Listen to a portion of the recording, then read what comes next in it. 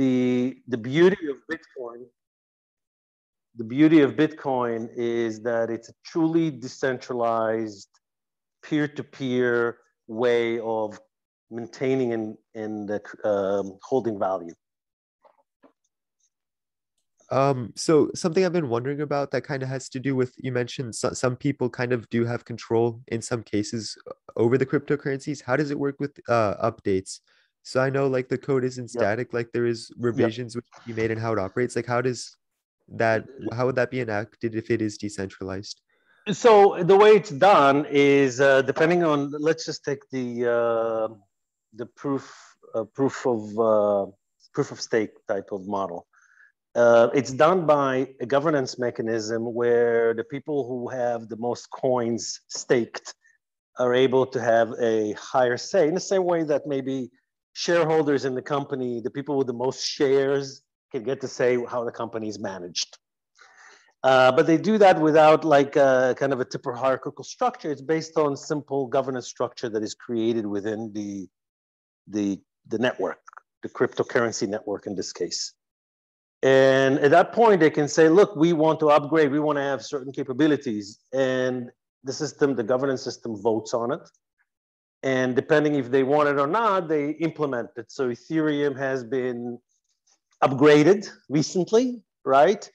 And most people who had the old Ethereum, they would like to transfer it to the new Ethereum because it has better capabilities, for example, in the smart contract technology.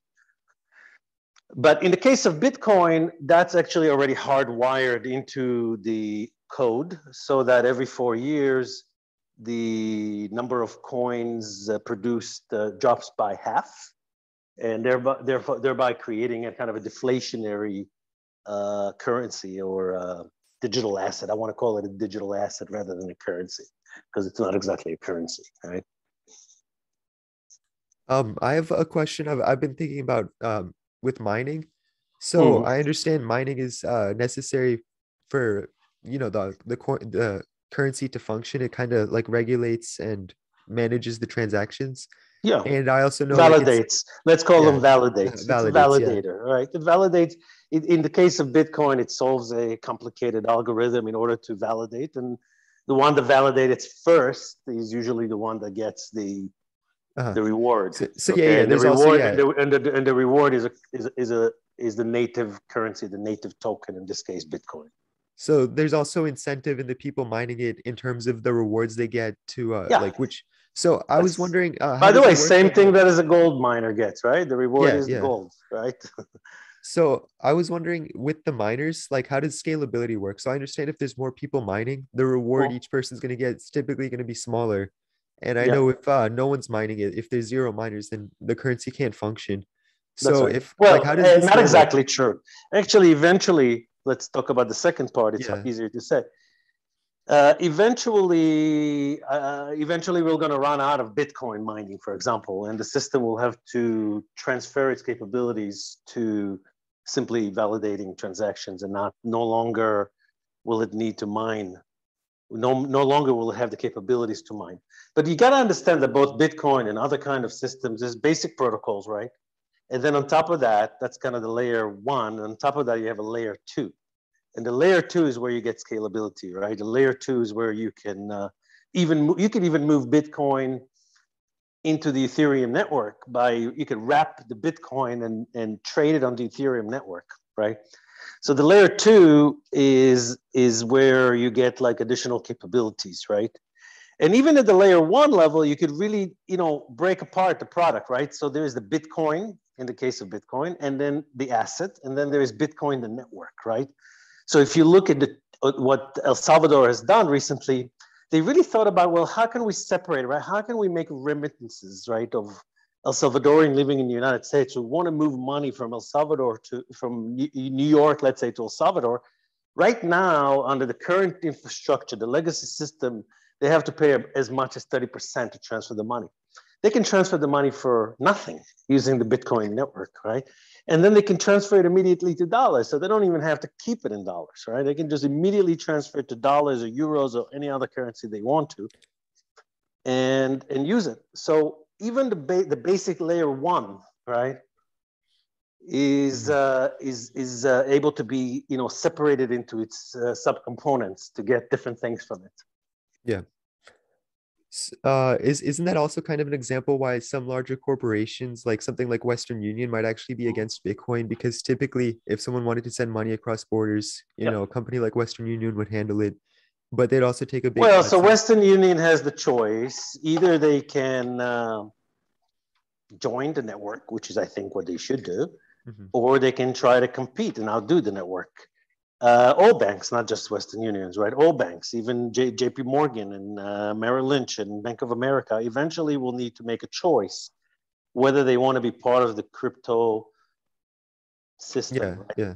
The ecosystem. And I can tell you that they want to. I can tell you that MasterCard recently did that. Visa recently did that. There's companies that, PayPal's doing it as well. yeah. So they realized that, it just wasn't big enough. And now that it's $1 trillion business, they're paying a little bit more attention and they realize, okay, we need to do something about it. It's no longer a theory. It's something that is going to destroy our business if we're not careful. So the way to protect, okay, you could ask regulators to make laws that are tougher, so that to protectionism model, right? Lobby for protection, or you could say, if I can't beat them, and in the case of the Bitcoin network, I can't see how they can beat them. They should join them, right? So then this creates a whole bunch of new services. Like, for example, how do we do credit assessment to a crypto wallet, right? We know how to do credit assessment for fiat money, right? We have companies that do that, but we don't have companies. So now, by the way, I've joined a venture capital firm as a partner, where in Israel there's about 150 companies that are in this ecosystem, onboarding, offboarding, credit assessment, to see if there's corruption, tax evasion, all that stuff can happen through crypto. And there's companies that are now designed to manage that, to monitor that, and to report these things. I probably answered more than what you asked, but Yeah. okay. Keep asking, keep asking. Another one. So going back to El Salvador, I know that obviously they adopted Bitcoin as one of their national currencies, but also Yeah. I see that they were doing something with the Lightning network, so they have their own kind of Yeah, distribution. So the Lightning Network, the Chivo yeah. wallets, that's all part of the infrastructure that is, basically leapfrogging the legacy infrastructure of the SWIFT and the American dollar. Mhm. And what, most of the international organizations, the IMF, the US agencies, US central banks, they feel that they're going to lose something if more countries will become El Salvador. So they're trying to warn them, they're trying to punish them. But, just today, El Salvador ambassador to the United States mentioned that he's not going to be bullied by the international organizations, and they're on track and they're making progress. And I'll tell you, they have a huge support from the crypto community. I mean, eventually, I don't know if you all read Ayn Rand. For me, crypto and Bitcoin in particular is the libertarian ideal for money, right? It's essentially, the Ayn Rand view of what global business should be like, right? So, El Salvador is going to build a Bitcoin city where they will allow people to pay no tax and to live in this kind of crypto haven, that they could, and where it's happening in El Salvador. Where it's happening in Laos. Where it's not happening, recently, Norway, my home country, has banned crypto mining. A country where the energy is plentiful and clean, right? So you could see that the countries that weren't part of it are the countries that were out of the old legacy system, and they feel this is their chance to shine. This is their chance to catch up finally, rather than to be subjugated to U.S. foreign policy and the international organizations it represents. What do you think about like the discussion in terms of energy usage for crypto mining? Because I understand like if you look at the raw number, it does look like a very large amount of electricity, but like compared to like a traditional financial system, is it really that much, or is there ways to make it maybe cleaner by using clean energy? Like, what do you think about the general discussion on energy? I think it's noise. I think it's irrelevant, and I think that a lot of it is just throwing sand in the engine. Trying to make it difficult for this industry to develop. So first of all, the only real problem is in proof of work, right, in terms of energy use. But also understand that this is what keeps the monetary system secure. So in order for us to have the most secure monetary system in the world, we need to expand energy. And that's fine. And by the way, it's no more energy than any other industry, right? It's no more energy than the current banking infrastructure. In fact, it's less energy than the current I banking think infrastructure. It's no it's more just energy than any other gold industry, or for that matter, any other lighting industry, any other industry also. Every industry that creates value by necessity also uses energy to do so. I Even always universities, you know. attributed like kind of the hype around the energy with cryptocurrencies is the fact that it's just like so much easier to quantify. Like if you're, mining Exactly, but cryptocurrency. it's actually, you know, Yeah, we know what the energy footprint of many industries, and yeah, if we put Bitcoin or the crypto on that list of energies, it's really not that it's much easier to worse. find the total number, but it probably wouldn't be as much as people think something else might be. Um, Another question we have here in the chat is if countries will switch to crypto, how will they tax things? Exactly the same way they do now. And there's no need to change the tax policy. You know, crypto is just another asset. You buy it, you buy it and you sell it, and you have profits or loss, and you can treat them from an IRS point of view exactly in the same way. And in isn't fact, it by but and isn't it by intent? Isn't it on by some intent? level, Go yeah, ahead. on some level, it's even easier to track it Mhm. because everything is on the blockchain. So the reality is, you know, Bitcoin was designed. By the way, I don't know if all of you read the white paper on Bitcoin. It's by Satoshi Nakamoto. I think you should do that. Okay. It's like, for me, it's amazing how many people talk about it, never read an 8-page paper. It's an 8-page paper. It's really short. It's not even written in an extremely technical, difficult language, right? It's very easy to understand. So I highly recommend to do that. But the idea was to create some level of privacy from financial institutions, but at the same time, because it's on the blockchain, we know every single movement of money. So I'm working with a company, it's called Whitestream. It's a company that we're trying to take public soon. This company does exactly that. They work for the IRS and for the FBI and for anti-terrorist organization to find out exactly what wallets are being used and for what purpose. And because everything is immutable and unchangeable, once I know once I know the ownership of a particular address, a wallet address, I can pretty much tell you the whole thing, what happened, what money came in, what money come out, in a greater level of transparency than you would from the Bank of America, where maybe only the FBI will have a chance to look at it. Here, it's like everyone can look at it. So we have total transparency in the movement of money. Do you think potentially there will be cryptocurrencies that can potentially adapt and kind of stay anonymous? Like I know there's Monero, which already becomes a lot more private than something like Bitcoin. Do you think like Yeah, there is Monero, and there is just give me a second. I need to say something. Get ready. We're going. We're leaving in a couple of minutes. So just get ready. Okay, eat something. Yeah. Sorry. Monero and Zcash are the private networks designed to maintain privacy. But I can tell you that privacy is an illusion. We know everything about people. We know now if they're lying when they're answering a survey about what they will do. We can measure their eye movements, and we can tell exactly. And eventually, we're going to have full transparency in the world. I really believe it. Imagine how much information Google has on your Facebook. They would know if you're gay. They would know if you're rich. They would know everything about you. And imagine that there will be a data breach one day and everything will be out there, which is not if it will happen, it's when it will happen. And imagine what impact that would have on all the famous people in the world, or politicians in the world, or anything like that. So this idea of transparency is an illusion. Everything is known about you and everything is out there already. so another interesting argument I've heard kind of regarding like the traceability, like some people have the impression that Bitcoin or something like that is completely anonymous. However, like you just said, if you know like who owns the wallet address, you can literally see every transaction that Yeah, they've had, like how much. that's So right. some people By the way, so the company that I'm working with, they figured out how the Hamas terrorist organization received money and from whom and when and how they used these and where the monies went from, just by linking the deep searches in the internet and social media to They were using particular crypto? addresses. Yeah.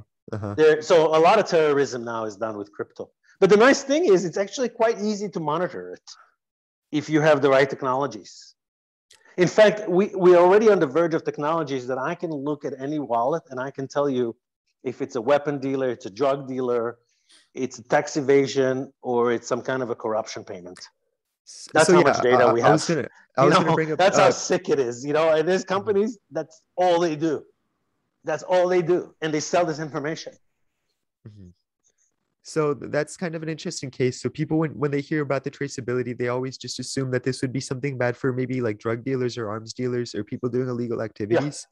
However, there was like an interesting argument I saw. Maybe like some actual government agencies might be against this for the same reason that like, a criminal organization would be, because, there's not like no government which isn't completely corruption free. So if they are doing, some But type of like listen, you leave bribery a or digital collusion. signature. Yeah, yeah. You're leaving like the So breadcrumbs so all maybe, around. yeah, I mean, yeah. it's really easy. Whereas I use cash. Cash is the best way to do if you want to do illegal stuff. By the way, okay.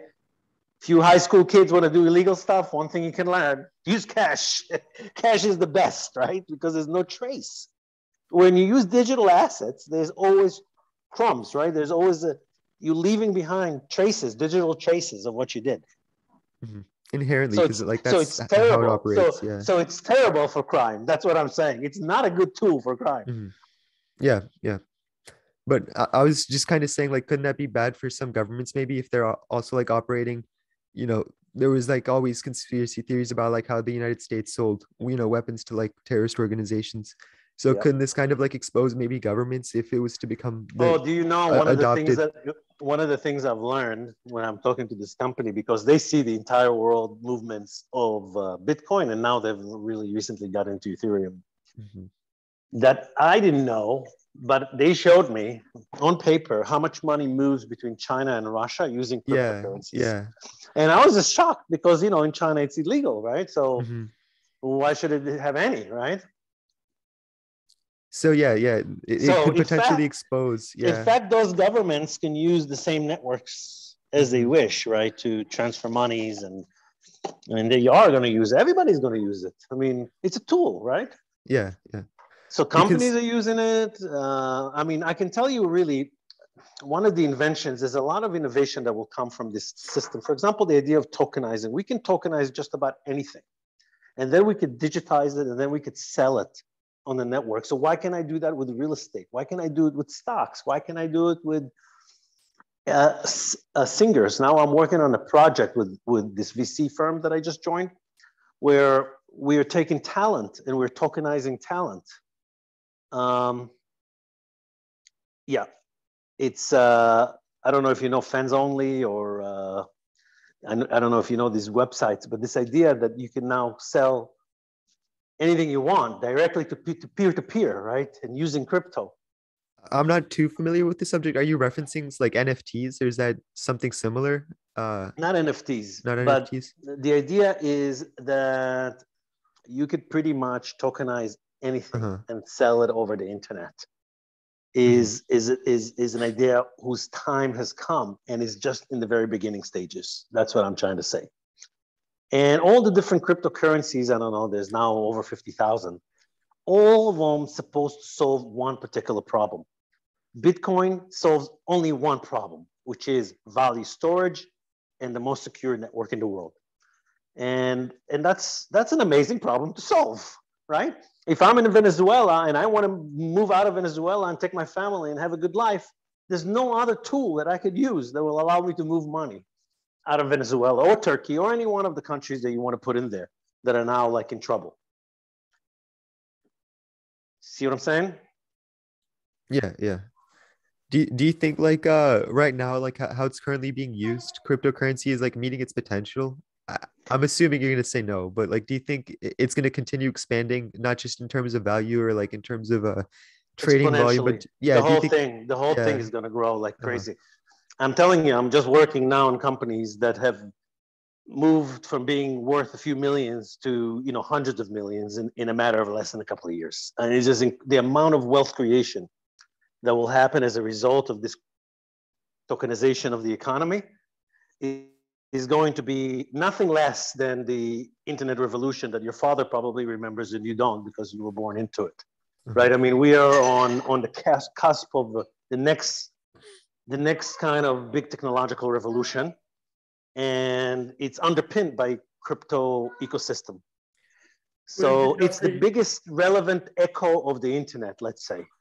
Could it be just a bubble, like another tulip mania? Yes, of course. Yeah. No, it's not tulip. It's a bubble for sure, right?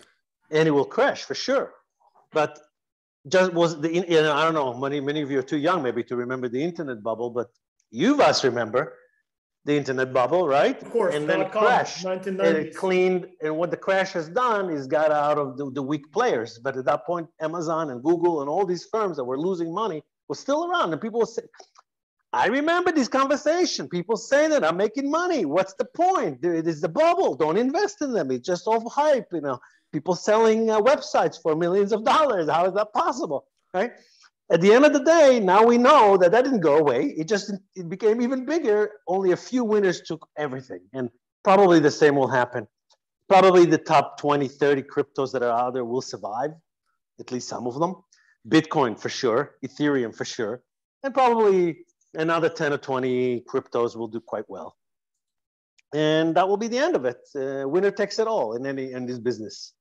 Right? So you don't think it's too late to get in if you haven't yet? You think there's still opportunity? We're just early stage mass adoption. Yeah. That's what we are. We're still early. We're not early stage, like, I don't know what the hell is going to go next year, but we know it's not going to go away. We know it's going to go through ups and downs. And we know it's going to be bigger and bigger part of everybody's life.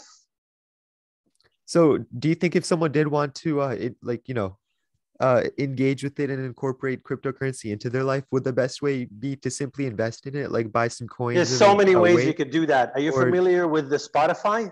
Yeah. Okay, are you familiar with Audius? No, not. Okay, so Audius is Spotify for creators who don't have a record label and want to just earn Audius crypto for their services. Are you familiar with the Internet of Things? Yeah. Well, there is a cryptocurrency called Helium that allows you to provide internet, long distance internet connection that you can connect to your own internet device and earn money from your own internet by being part of this network. Are you familiar with Chrome? Yeah. Well, there is a BAT system that you can have your own browser where every time you watch an advertisement, you make a little bit of cryptocurrency. It's called BAT, the BAT cryptocurrency. I've heard something similar to that. Really quickly, is there's an interesting way potentially if you own or operate a website to monetize. So like the traditional way would just be run ads on the side of the screen. And when people see the ads and click on it, you get some money paid. So like it makes sense to run your website. I've heard another way, if some people want to have like the website, but also make money from it, but not have any ads on there, they could also have like actual, like small, really light crypto miners running on the website. So the person browsing, like, their experience isn't affected because it's using so little CPU. But if you have many visitors, like many millions, they can actually still generate a significant amount of money for your website without having to run ads. So that's like another potentially different way to monetize than what someone would do traditionally. So there are so let's just say that there's about 10 or 20 different ways that you could already integrate into the crypto economy. And obviously one of them is investing in crypto.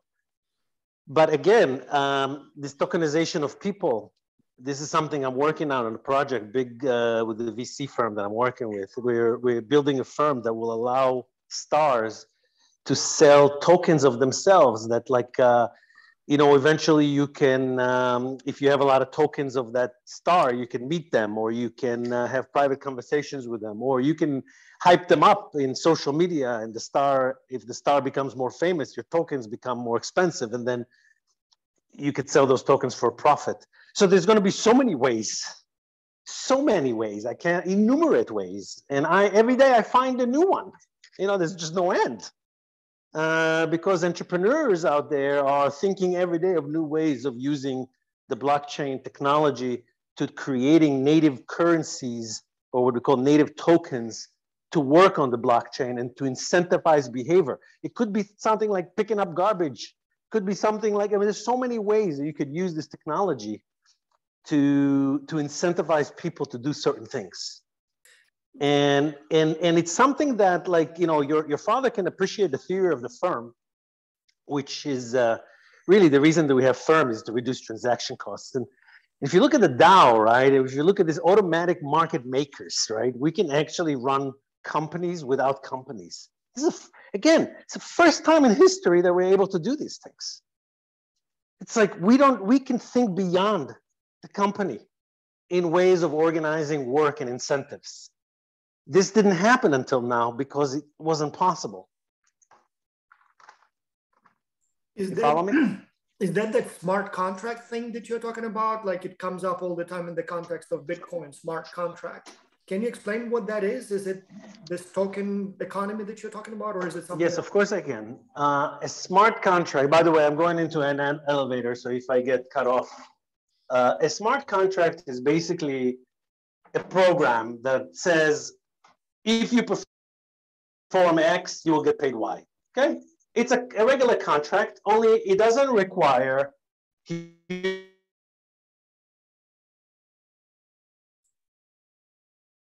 So we may lose Elon here for a second while he's in the elevator. Maxim, can you explain that? Do you know anything about smart contracts? So yeah, I guess any contract. Did you hear me? Did you hear everything I said? No, we missed maybe the last 15 seconds, 20 seconds. Okay, so let me just give you an example. I'm working now, I met this company, and they developed a way to retroactively fund and pay people. So let's just say Kickstarter. Kickstarter has this, you know, you can invest, crowdfund, invest in particular projects, right? So let's just say that you're investing in these particular projects. You assume that they will deliver something, right? What if I had a smart contract where if it's not delivered, you know, the money goes in there to a fund. And when it's delivered, if it's delivered, the money is unreleased. Okay, this is a smart contract. Let me give you another example. So, like, right now, if you how transfer wine from country X to country Y, you could have in your contract that the wine needs to be at a certain temperature in order for you to get paid.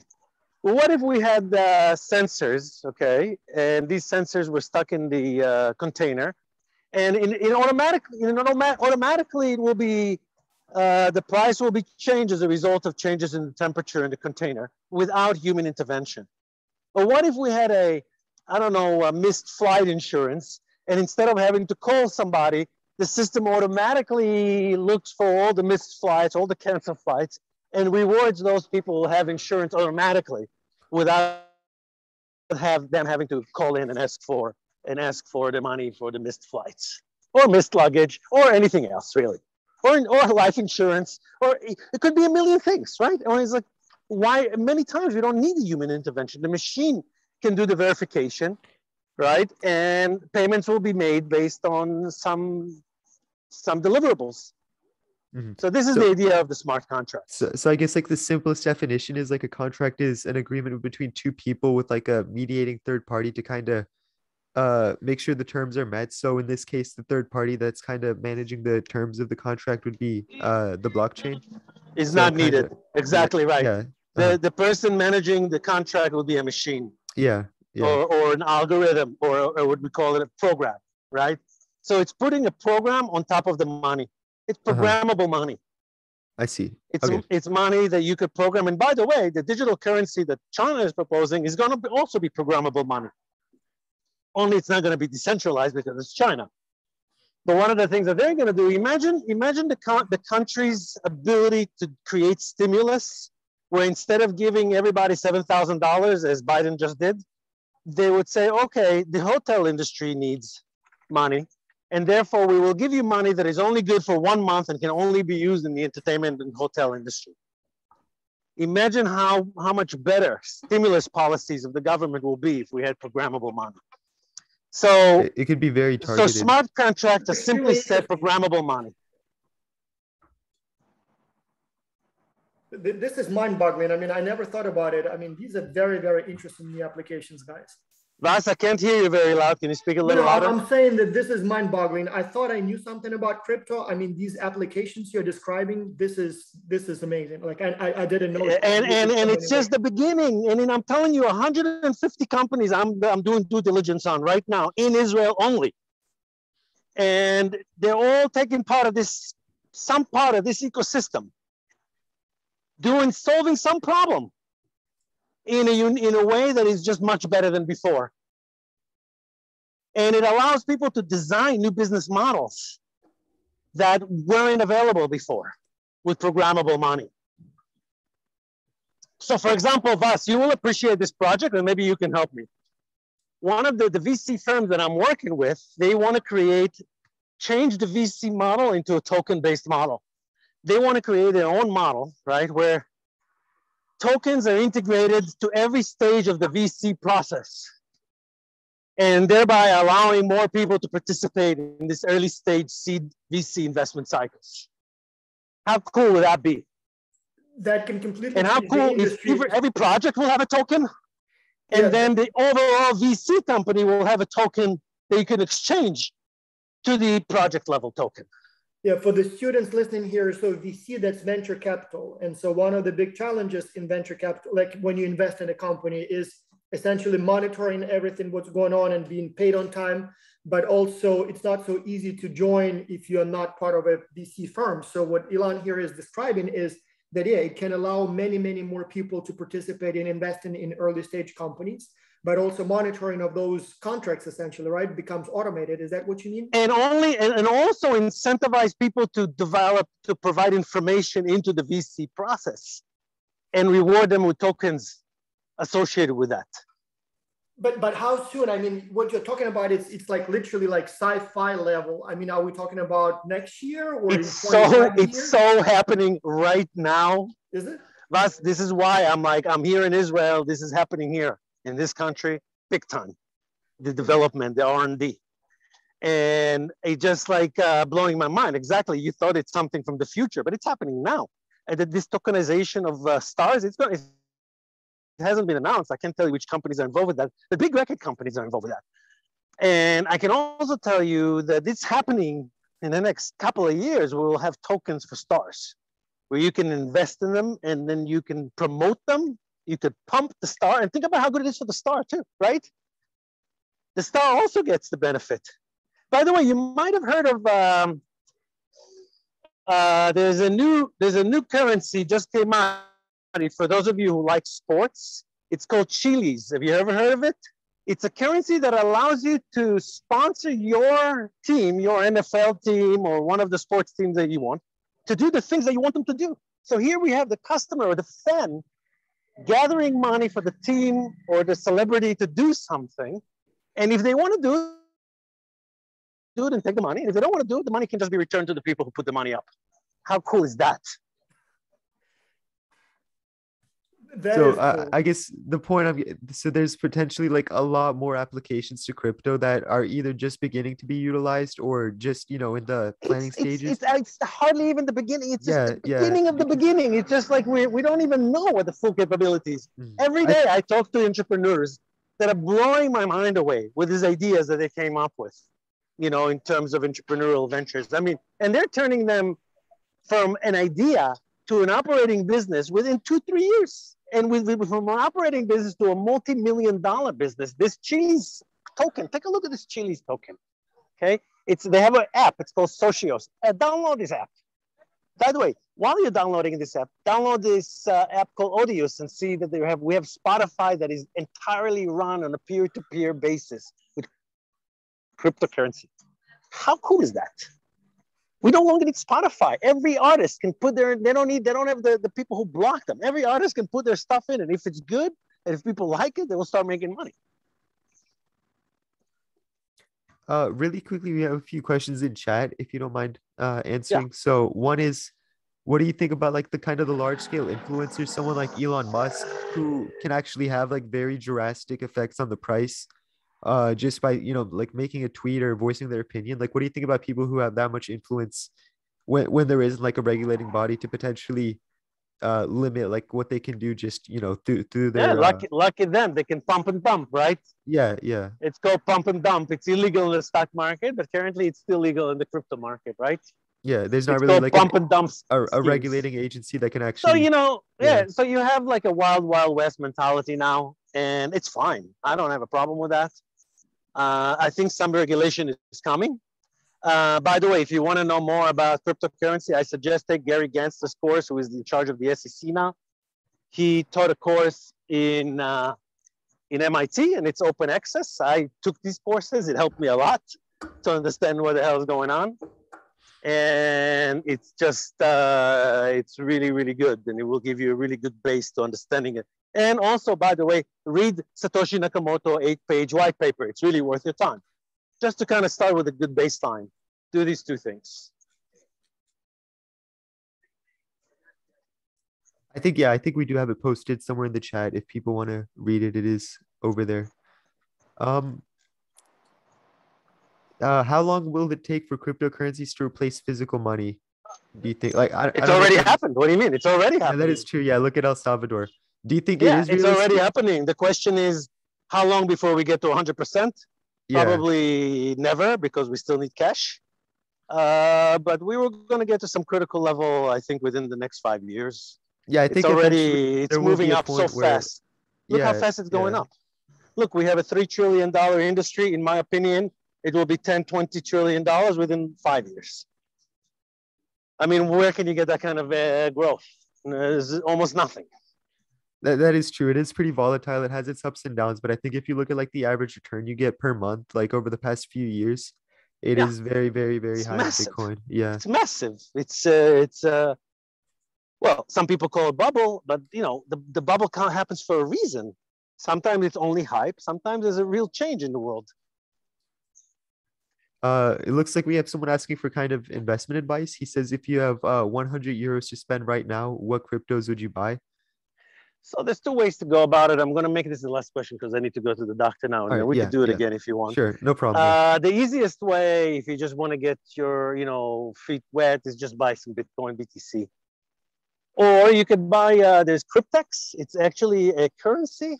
It's actually a crypto that has all the crypto in it. It's a kind of a mutual fund, if you will. Do you recommend a platform, like a platform people should use to buy? I use all the platforms. Right now, they're all charge way too much money, in my opinion. And but eventually the cost will be zero. They will sell information just like they do with the stock market. They will just sell the information. But right now, they all are bad. I use several of them, and I don't like any of them, really. They all charge at least 3%. It's too much. Yeah, it's against the original intention for crypto when they start charging the fees and everything.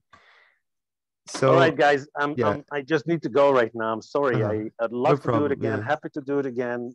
Vas, I hope this was somewhat helpful and that I was able to convince you, because Vas was, one of the things that he told me. He said to me, it's only a database. And I wanted to say to him that money is only paper, right? So yeah, it's the same.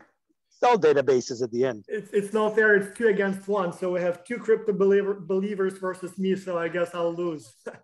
So, but yes, I even offered your dad a formal debate online. So it's just one-on-one debate. So we'll invite. And I offered it to my brother, who has a PhD from in economics. He has a bachelor's from Harvard, master's from London School of Economics, and a PhD from what's the name? Chicago. Now the one went by Chicago. I can't remember. And he even is unwilling to do that because he doesn't want to be on record arguing against crypto, right? Northwest. It's going to ruin your career. 10 years from now, you'll look like an idiot. It's on YouTube and you can't change it. Good. So be careful. Be careful debating this issue. Yeah. Thank you so much, Ilan. I especially was surprised how many applications are here beyond simply money. So like all those tokens and smart contracts, and this is very interesting. That's where I see a lot of promise. So yep. All right. Thank you so much. Thank you. Okay. Bye. Maxim, I have a question for you. So we have here some Xculture students who may not be as knowledgeable in this area as your Crypto Club members are. So Yeah. buying and selling crypto, if you were to recommend a platform, what do you use personally? And maybe what would be the easiest way for people to buy crypto or sell crypto or invest in crypto? Kind of practical advice. So there's I guess you're gonna need first a wallet. There's many different ways to do it. There's one way where you get your wallet and then simply you just find where you want to buy the currencies from to add to your wallet and then hold it, sell it, trade it, do what you want with it as an investment. But there's also different companies which basically let you invest without having to really interact. Like I use PayPal. So here when you buy it, it makes it very easy. If you have money in your PayPal, you can click one button and then buy Ethereum, Bitcoin, Litecoin, Bitcoin Cash. So they have a few options there. But the advantage of this is of buying on something like a platform like PayPal is it makes it very easy and very quick and also pretty minimal fees, but you don't really actually earn the cryptocurrency. Like if you buy crypto through PayPal, if it goes up 20%, you'll make a 20% return and then you can like sell it and keep the profits into physical cash very easily and whenever you want. But you're not really like owning cryptocurrency. You just own like like Like the shares. yeah, like the shares basically. Like you don't have a wallet, you can't trade it, you can't send it to another wallet, but they own like kind of the rights. Or if you own $100 in Bitcoin, you own the rights to it. So if it goes up 20%, you can keep the 20% profit. But there's really like So do I many understand platforms correctly that PayPal then is not so much for using it, but rather for investing in it? simply for investing. Yeah, you can't use it. I So didn't there's know that. platforms like that where you can't really use it, but you can invest in it. Like Robinhood would also be pretty similar. But if you do also want to invest in it and use it or, actually own the Bitcoin, then you can just use a wallet. Like, so there's in the chat, someone talking about hot wallets and cold wallets. You can, make here, there's like, I can't really even give advice because there's 1,000 different ways to do it, but you can download one on your computer. If you have a computer, you can download one on your phone. There's some that exist like online where you don't have to download anything and it's just in a website. There's physical wallets where you have like a physical kind of like little USB device which holds like the keys to your wallet so you can't really forget them. You just have to hold the physical device to access it. So there's like many different ways. And like I guess now it is going to be easier than it would have been maybe 5 years ago because it is a lot more mainstream. So there are companies kind of targeting the market and making it providing platforms where it's pretty easy to do. So I don't know if I could really give you the best way to do it. So for example, this student here, Enzo, who says, if I had 100 euros and wanted to invest it, so what would be the exact steps he needs to take to start investing in crypto, if that's, his intention?